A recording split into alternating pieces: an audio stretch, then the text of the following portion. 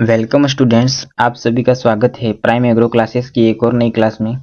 तो आज की जो क्लास है इसके अंदर हम अपना एग्रीकल्चर का जो 13वां चैप्टर है नस्लों वाला, उसको एक वन शॉट तरीके से देखने वाले हैं। और आज की जो क्लास है इसके अंदर हम अपनी जो भी गाय की नस्लें हैं उनको देखने वाले हैं। तो चलिए बिना किसी देरी के आज की जो क्लास है वो शुरू करते हैं।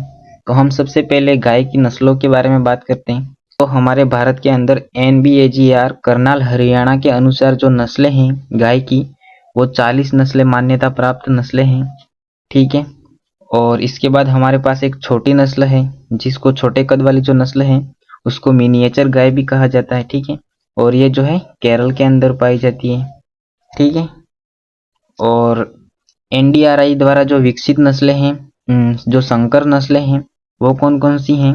तो करण फ्रीज और करण स्विच जो नस्लें हैं वो नेशनल डेयरी रिसर्च इंस्टीट्यूट के द्वारा जो विकसित की गई नस्लें हैं, संकर नस्लें हैं, वो हैं हमारे यहाँ करण फ्रीज और करण स्विच। ठीक है।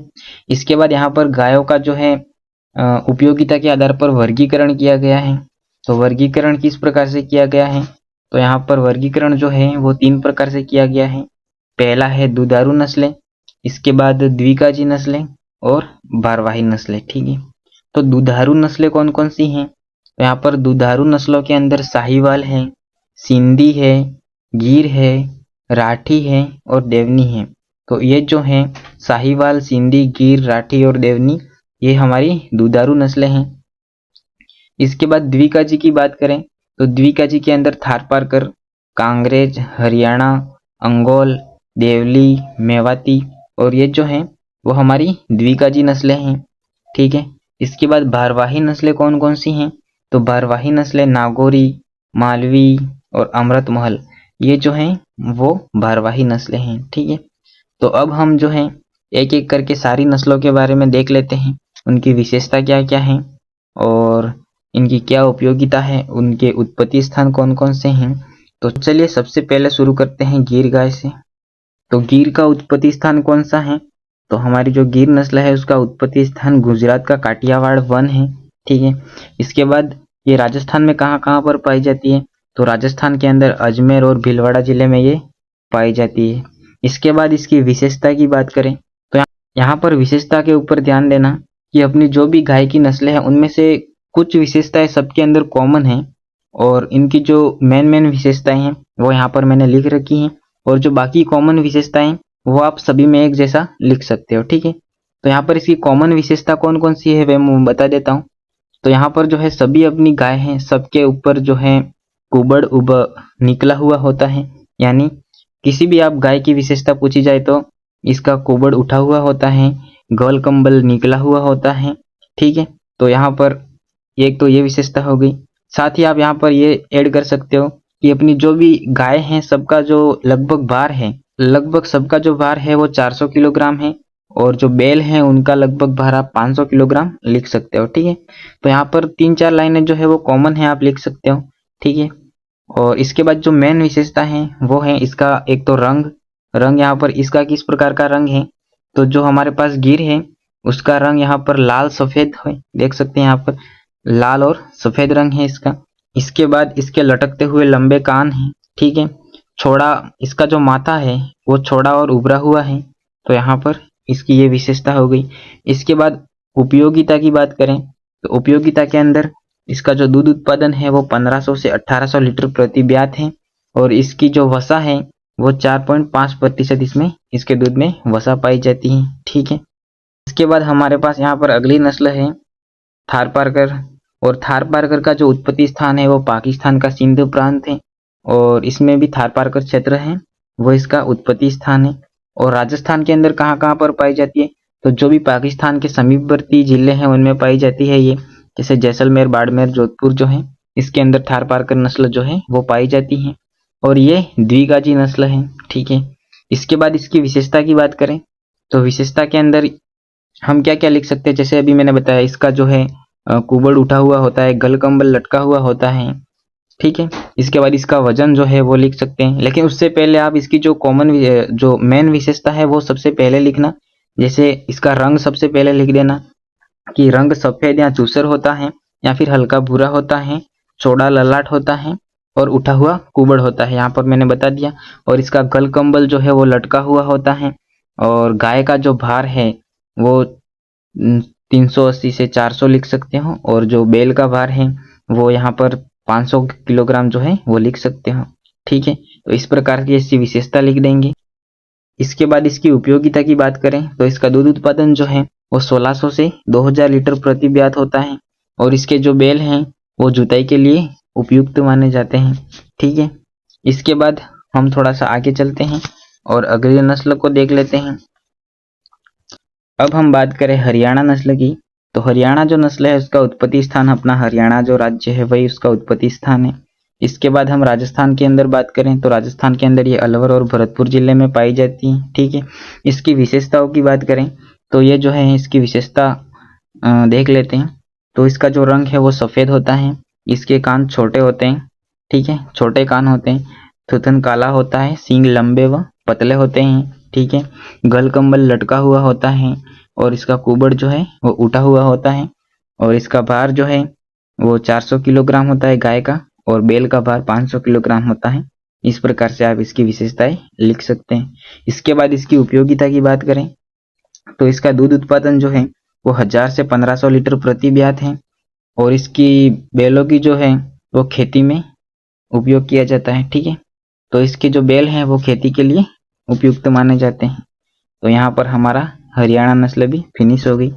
इसके बाद हम थोड़ा सा आगे बढ़ते हैं और बात करते हैं यहाँ पर नागौरी की। तो जो नागौरी है उसका उत्पत्ति स्थान अपने राजस्थान का नागौर जिला व जोधपुर जिला है।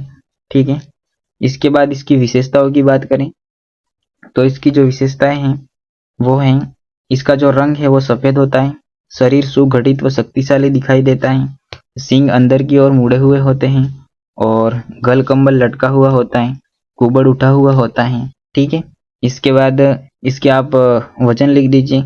इसकी जो गाय है उसका वजन 350 से 400 किलोग्राम होता है और बैलों का जो वजन है वो 450 से 500 किलोग्राम होता है। ठीक है, इसके बाद इसकी उपयोगिता की बात करें तो इसका दूध उत्पादन जो है वो 600 से 900 लीटर प्रति ब्यात होता है।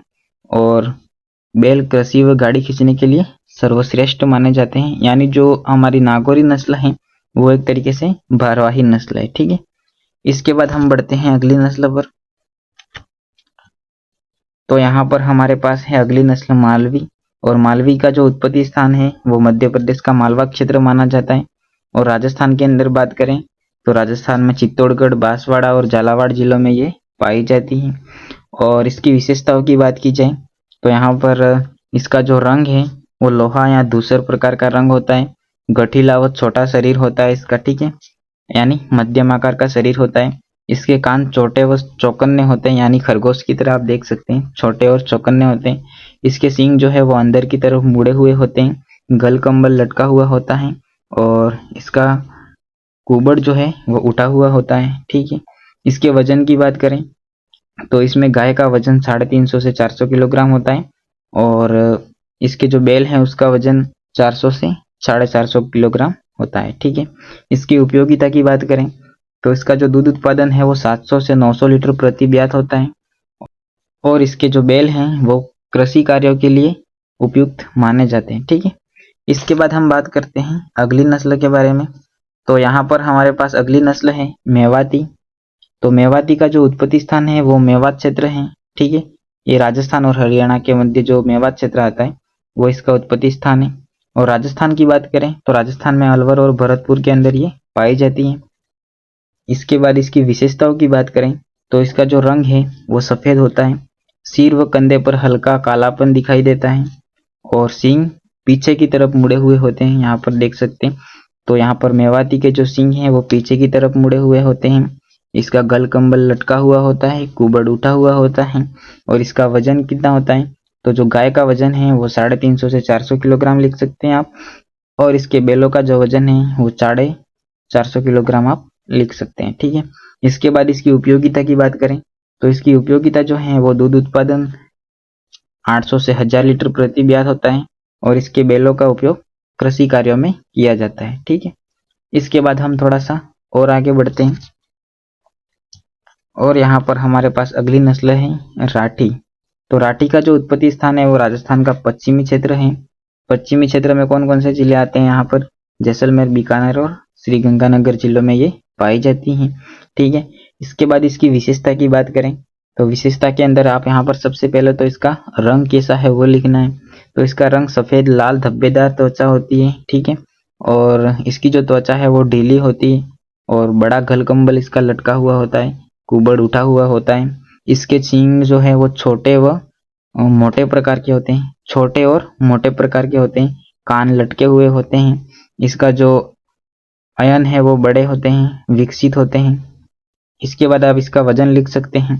तो इसका जो वजन है वो गाय का वजन 400 किलोग्राम और बैल का वजन जो है वो 500 किलोग्राम होता है। ठीक है, इसके बाद इसकी उपयोगिता की बात करें हम तो इसका दूध उत्पादन 1200 से 1500 किलोग्राम प्रति ब्यात होता है। और इसकी वसा की बात करें तो इसके दूध में जो है वो 4 से 4.5% वसा पाई जाती है। ठीक है, इसके बाद हमारे पास यहाँ पर अगली नस्ल है जर्सी। और जर्सी जो है वो विदेशी नस्ल है। तो इसका उत्पत्ति स्थान कौन सा है?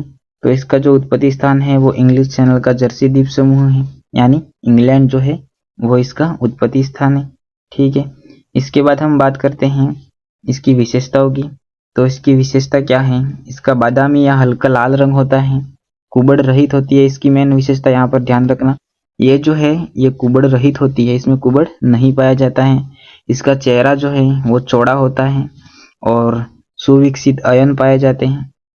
इसके बाद इसके वजन की बात की जाए तो इसमें गाय का वजन 500 किलोग्राम से अधिक होता है और जो बैल हैं उनका वजन 600 किलोग्राम तक होता है। ठीक है, इसके बाद इसकी उपयोगिता की बात करें तो इसका दूध उत्पादन जो है वो 4000 से 4200 लीटर प्रति ब्यात होता है। और इसमें वसा कितनी होती है? तो वसा की बात की जाए तो 4.5 से 5% इसके दूध में वसा पाई जाती है। और इसके जो बैल हैं वो कृषि कार्य के लिए उपयुक्त नहीं होते हैं। ठीक है, इसके बाद अगली नस्ल को देखते हैं हम। इसके बाद हमारे पास है होल्स्टीन फ्रीजियन। तो जो होल्स्टीन फ्रीजियन है वो भी विदेशी नस्ल है और इसका उत्पत्ति स्थान जो है वो नीदरलैंड है। ठीक है, और इसकी विशेषताओं की बात करें तो इसकी विशेषता सबसे पहले इसका रंग जो है वो देख लेते हैं। तो काला सफेद धब्बेदार शरीर होता है इसका और ये विश्व की सबसे भारी नस्ल है। ठीक है, इसकी ये मेन विशेषता, ये विश्व की सबसे भारी नस्ल है और सबसे अधिक दूध देने वाली भी ये है नस्ल। ठीक है, इसके बाद इसके अंदर सुविकसित अयन पाए जाते हैं और ये कुबड़ रहित होती है, इसमें भी कुबड़ नहीं पाया जाता है। इसका चेहरा छोटा होता है और इसके वजन की बात की जाए तो इसमें गाय का वजन 600 किलोग्राम और इसमें बैलों का वजन जो है वो 1000 किलोग्राम तक होता है। ठीक है, और इसकी उपयोगिता की बात करें तो इसमें उपयोगिता है इसकी दूध उत्पादन जो कितना है? तो दूध उत्पादन 5000 से 6000 लीटर प्रति ब्यात होता है। और इसमें वसा की बात करें तो 3.5 से 4% इसमें वसा पाई जाती है। ठीक है, तो यहाँ पर हमारी जो गाय की नस्लें थे वो हमने पूरी एक तरीके से देख ली हैं, इसका रिवीजन कर लिया है। अब जो अगली क्लास है उसके अंदर हम अपनी जितने भी भैंस की नस्ल है उनका रिवीजन करेंगे।